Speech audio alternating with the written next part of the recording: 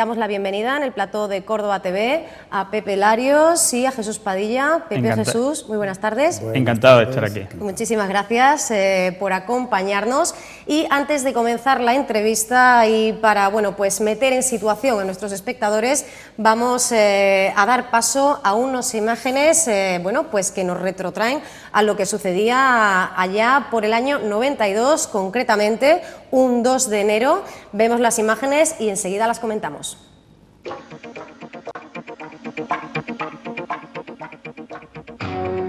El 2 y 4 de enero de este año se produjeron los últimos dos grandes escapes de cemento de la fábrica Asland.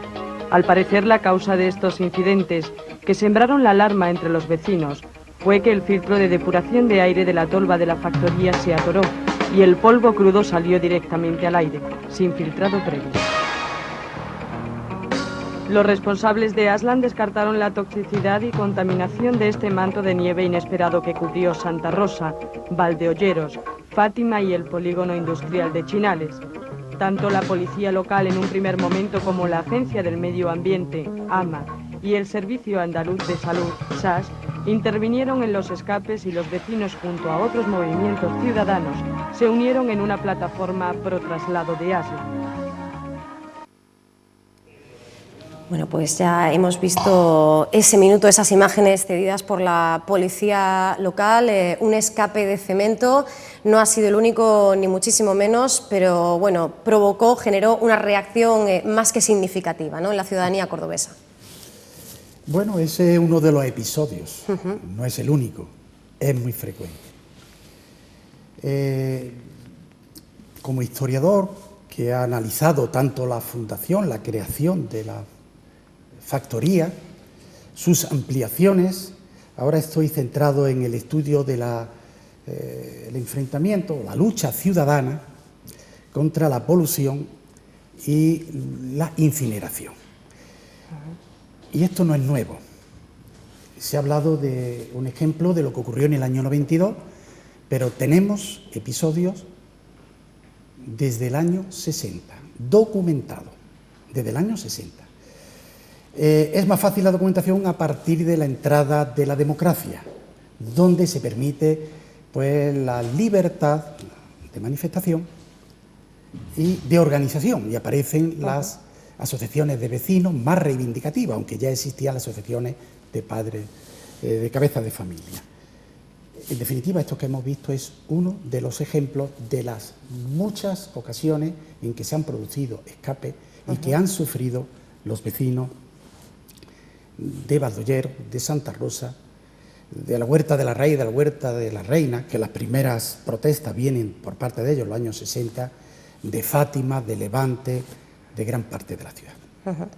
Bueno, Jesús, hoy nos acompañas en calidad de coportavoz de la plataforma Córdoba Aire Limpio. Pepe lo hace también como miembro de esta misma plataforma. Y es que, el pasado miércoles, día 28 de octubre, la Federación de Asociaciones Vecinales Alzahara convocaba a los consejos de distrito y a las asociaciones vecinales en la Casa Ciudadana para ese encuentro con esta plataforma. Un momento no solo para recapitular, sino también, para seguir organizando nuevas acciones de cara al futuro y sobre todo para reivindicar ese pacto por el aire limpio, ¿verdad?, que se firmaba en el mes de mayo, poco antes de la llegada de los comicios municipales y que suscribían absolutamente todos los grupos políticos. En este momento es el instante adecuado para traer a colación y analizar qué nos decía aquel documento, ¿no?, en el cual se detallaba exactamente cuáles serían los primeros pasos del nuevo equipo de gobierno.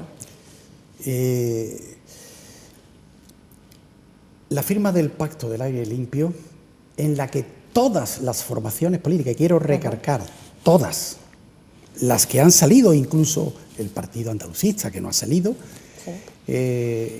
con una negociación previa, con todos los candidatos y su equipo, se llegó a un acuerdo. Y ese acuerdo era que en el primer pleno hábil porque entendemos que hay un periodo de formación del propio gobierno, etcétera, etcétera, se iba a llevar el tema de la declaración de fuera de ordenación de nuestra cementera. Y eso es en el proceso en el que está. Nosotros planteamos eso como un tema de ciudad, no es un tema de un partido. El problema de la cementera, digamos que es un problema de Estado para esta ciudad, que hay que abordarlo desde el consenso, desde la unidad, desde la tranquilidad. Por eso, si habéis podido observar, la plataforma no ha hecho ninguna actividad pública ni reivindicativa, cuando antes lo hacíamos todos los meses prácticamente, porque hemos dado tiempo a que el Gobierno se asiente, de que los grupos se asienten y de que se esté haciendo un estudio jurídico que va a avalar lo que es, a nuestro juicio, uno de los 4 tópicos que han existido y que se pueden desmontar. Nosotros entendemos que esa fábrica, esa factoría, está fuera de ordenación legalmente, aunque no esté declarada en el PGO. Por la legislación, desde hace tiempo, está fuera de ordenación la cementera. Aunque nosotros no vamos contra la cementera. Nuestra reivindicación es contra la incineración. Para nosotros debe de seguir fabricando cemento. Pero eso sí, eso no puede ser de manera sine die. Llegará un momento que habrá que plantearse seriamente cuál es el futuro de esa cementera, que creo que ya ha llegado, sin prisas, pero sin pausa. Y eso es lo que ha planteado el actual Gobierno municipal. Primero hacer el informe jurídico y desde el consenso, desde la unidad de todas las fuerzas políticas, sociales y sindicales, buscar la mejor salida para la cementera. Lo que se propone desde el cogobierno, lo que llega desde el consistorio, es esa búsqueda de equilibrios a la que hacía referencia la propia alcaldesa Isabel Ambrosio. En ello también se han detenido desde fuerzas sindicales como UGT o comisiones obreras, tanto Isabel Araque como Manuel Merino, insistían en esa búsqueda de equilibrio y en ese contar con todas las partes, y lo que concretamente se plantea desde el equipo de gobierno es tratar este asunto en el medio y largo plazo, concluyendo con el traslado de las instalaciones a otro punto del término municipal, pero fuera del casco urbano, y lo que podríamos resumir en una retirada progresiva. Claro, lo que también se pregunta, evidentemente la ciudadanía, pero sobre todo ese equipo ya tan mermado de trabajadores en cuanto a número, es si verdaderamente esto va a hacer factible que continúe el funcionamiento de la cementera, si verdaderamente es viable el traslado y esa continuación de la actividad de la que ahora hablaremos, porque también desde el comité de empresa se insiste en esa otra labor que debe realizar Cosmos en este momento y que se podría ver perjudicada o al menos puesta en peligro, ¿no? Sí. ¿Qué es lo que ha ocurrido últimamente, aunque ya lleva unos cuantos años? El boom del ladrillo desaparece, el cemento deja de fabricarse al ritmo que se estaba fabricando anteriormente, y las cementeras buscan otra vía económica, otra actividad económica que no les corresponde. La suya es fabricar cemento con los peligros que eso tiene. Hay que decir que las partículas de tamaño particularmente muy difícilmente detectables se alojan en los pulmones y crean cáncer, son partículas menores de 2,5 micrones. Emiten otras sustancias tóxicas como el mercurio, que está en los propios combustibles que se usan. De hecho, por ejemplo, la EPA norteamericana ha pedido que en todas las plantas donde haya combustión, tanto de producción eléctrica como de producción de cemento, se bajen las emisiones de mercurio en un 90%, nada menos. Pero aquí, ¿qué es lo que ocurre? Que con la cuestión de la crisis económica se busca una nueva actividad económica que te dé beneficio. O sea, no es la sustitución de un combustible por otro, es hacer una actividad nueva que consiste en quemar residuos, en quemar plásticos, lodos, toda una serie de productos que es verdad que inicialmente no están considerados legalmente como tóxicos y peligrosos, pero sí las sustancias que van a producirse después de esa combustión sí que son tóxicas y peligrosas, como son dioxina y furano, en unas instalaciones que no son instalaciones especializadas para eliminar ese tipo de residuos, que por otra parte el adecuado reciclaje de esos residuos crea mayor cantidad de puestos de trabajo que el simplemente quemarlos. Estamos en una sociedad de incendiarios, de pirómanos, con los problemas que está creando, cambio climático, que ya lo hemos hablado muchas veces, y otros. Estamos continuamente quemando todo lo que se encuentra a nuestro alrededor en vez de buscarle otro uso. Y este es el problema que ocurre, que dicen que inicialmente quemar sustituir su combustible, el coque de petróleo, por un 25%, sustituirlo en un 25% por este tipo de sustancias, pero lo que hay que tener en cuenta es que la empresa va a cobrar por ese combustible, entre comillas combustible, porque no es combustible, es basura. Lo que se va a quemar allí es basura, con las consecuencias ambientales importantes que tiene, y vuelvo a repetir, en unas instalaciones que no están preparadas para ello. Algunos dicen, bueno, en el núcleo de combustión, en donde se produce la combustión, se produce una temperatura lo suficientemente alta para que las dioxinas y furanos, sustancias que son iniciadoras y promotoras del cáncer, las sustancias junto con los PCBs consideradas más peligrosas que ha generado la actividad humana, pues desaparecen. Pero es que ocurre que cuando los gases se enfrían, incluso cuando pasan por los órganos de monitoreo se enfrían, se recombinan y salen al exterior. Ahí están todos los estudios prácticamente en todo el mundo, todos aquellos estudios que no están hechos por el lobby del cemento, que evidentemente hay muchos estudios hechos por el lobby del cemento, pero hay también estudios independientes donde nos dicen que la quema, por ejemplo, de neumáticos en cementeras, y por ejemplo en Estados Unidos hay un movimiento amplio en contra de la quema de neumáticos en las cementeras y otro tipo de residuos, aumentan la cantidad de dioxinas y furanos que se producen en una planta de cemento. Hace poco también se publicaba en España el índice de cánceres en determinadas zonas, y hay estudios científicos también en donde nos dicen que en el entorno de las cementeras la prevalencia de algunos tipos de cánceres están por encima de lo normal. Bueno, esto no podemos consentirlo en unas instalaciones que se han quedado, que desde el principio ya estaban dentro de la ciudad, desde el principio que se construye ya estaban dentro de la ciudad, pero en estos momentos ya abarca una zona ampliamente poblada y afecta prácticamente a toda la ciudad, depende de los vientos dominantes que tenemos son vientos del oeste, pero también en el Valle del Guadalquivir se mueven también en otras direcciones y afectan absolutamente toda la ciudad. Luego, esa actividad no es la que le corresponde, esa actividad es dañina para la ciudadanía y no estamos en contra del empleo, lo que estamos a favor del empleo limpio.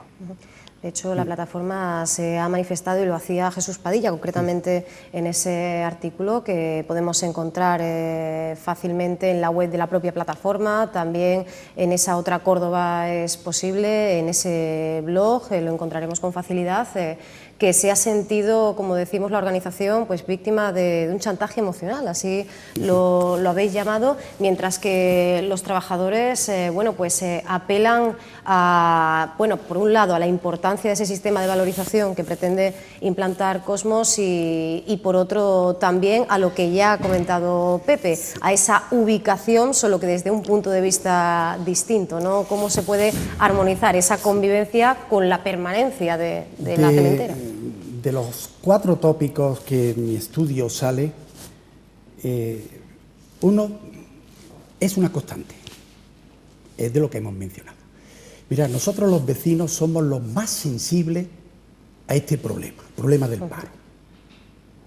Y precisamente a lo largo de toda la historia hemos visto cómo las asociaciones de vecinos, siempre cuando se le han planteado eso, y estoy hablando de los años 80, han dado marcha atrás.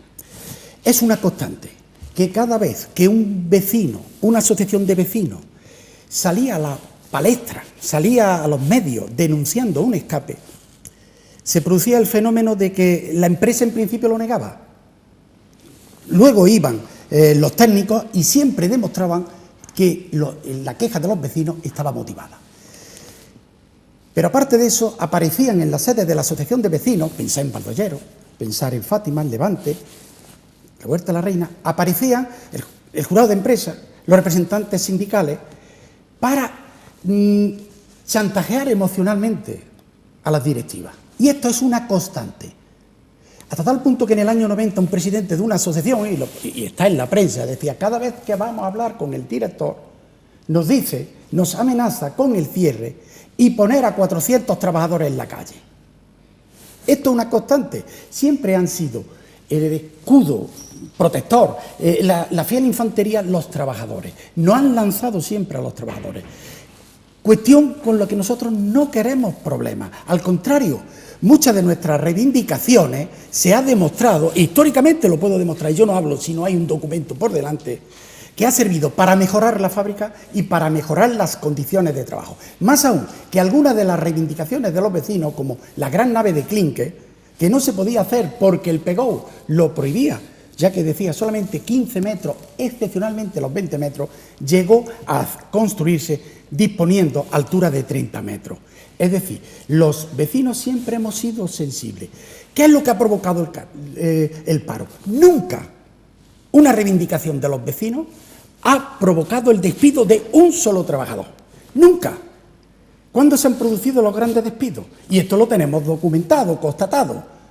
Cuando los propietarios quieren, en tiempos de crisis, tener los beneficios de las bonanzas. Es decir, después del 92, que fue una época dorada, o después de la dictadura de Primo de Rivera, que fue una época de lujo, o después del ladrillazo, se han despedido trabajadores. En torno a 2.400 trabajadores tenía Asland a nivel de España y puso en el año 93 al 20% de sus trabajadores. La última crisis en nuestra fábrica hubo un ERE del 30%, pero en 2003, no por las quejas de los vecinos, no por las quejas o las movilizaciones, sino por la crisis del ladrillo. Hay además un hecho destacable. Mira, a lo largo de la historia del movimiento hay una primera etapa que es vecinal, que es contra la polución, que va desde el año 60, tenemos documentado hasta el año 25. Hay una segunda etapa que es eminentemente ecologista, que fue la Loma de los Escalones. En la Loma de los Escalones, que iba a encontrar a ella, aquí el amigo Pepe sabe una barbaridad, la presión era que se despedía a 400 trabajadores. ¿Ven? Los vecinos hicimos, nos callamos, ¿cómo vamos a permitir nosotros eso? Efectivamente, los partidos políticos, defensa del trabajo, ¿cómo no? Se destrozó ese medio histórico ecológico y a los 2 años se abandonan las canteras. Es decir, en esto tenemos que decir lo siguiente, los vecinos no estamos contra el trabajo, no estamos contra el empleo. Y precisamente eso es lo que ha hecho que en muchas ocasiones hayamos plegado nuestras reivindicaciones, incluso que hayamos sido criticados por los ecologistas. Tengo documentado cómo se nos critica a la Asociación de Vecinos de Valdeolleros, que crea una plataforma, porque solamente pedían que pusieran medios para evitar la polución. Y había grupos ecologistas más radicales que hablaban de otra cosa. Nosotros lo que pedimos no es el cierre, que sigan fabricando cemento, si nosotros no. Ahora, que hay que poner ya punto final a esto de una manera pactada, moderada, de manera transitoria con nuestras autoridades. Eso no es cuestión, el traslado de la fábrica no es cuestión de un día ni dos, ni solo responsabilidad de la empresa. Aquí en Córdoba ha habido transformaciones, no digo en otras ciudades, traslados de empresas peligrosas, como era CAMSA en el año 94, en el año 85. Se ha trasladado, pues mira, yo pertenecía a la plataforma cívica Pro Estación Renfe. Ya estamos hablando de un poco años. La primera vez que manifestábamos que había que trasladar la Renfe, que había que soterrarla y eso, nos decían que era imposible. Y hoy está demostrado con cifras que la operación Renfe fue rentable económicamente. No digo social, no digo urbanística. En este sentido, pedimos a las autoridades responsabilidad en eso. Y ahora que sigan fabricando cemento, si nosotros no nos oponemos a eso. Bueno, pues ahí queda ese mensaje. No sé, Pepe, si querías, es que no veamos hay una sin cuestión tiempo. también importantísima. En estos momentos el precio del crudo ha caído a la mitad. Luego, su combustible también, que es el residuo, lo que menos valor tiene de las refinerías de petróleo, también ha caído de precio, prácticamente casi de regalo. Luego, no es justificable, ya os digo, la única justificación es que van a cobrar por quemar, que van a cobrar por quemar basura en esas instalaciones. Y esa actividad no la queremos en nuestra ciudad. queremos en nuestra ciudad, porque además esas dioxinas y esos furanos se acumulan en las grasas de nuestros niños, nosotros ya somos mayores, pero son residuos bioacumulables que sus efectos más tarde o más temprano van a aparecer y pasan a través de la respiración, a través de nuestra piel, etcétera, etcétera. Bueno, pues esperamos ese punto final para esta situación demasiado duradera en el tiempo. Por supuesto, sin perjuicio para nadie, ni para los trabajadores, ni tampoco, evidentemente, para la calidad ambiental de la ciudadanía. Y bueno, Jesús, Pepe, esperamos seguir hablando con vosotros porque bueno, este asunto evidentemente pues no se va a quedar aquí, ¿no? Como bien decíamos, seguirá estando en la agenda, seguirá siendo un tema de actualidad y seguiremos queriendo pues escuchar las voces de todas las partes implicadas, que somos absolutamente todos. Así que Pepe, Jesús, muchísimas gracias por habernos acompañado. Gracias por habernos dado esta oportunidad. Y esperemos no volver con el tema porque esté solucionado adecuadamente. Efectivamente, que así sea.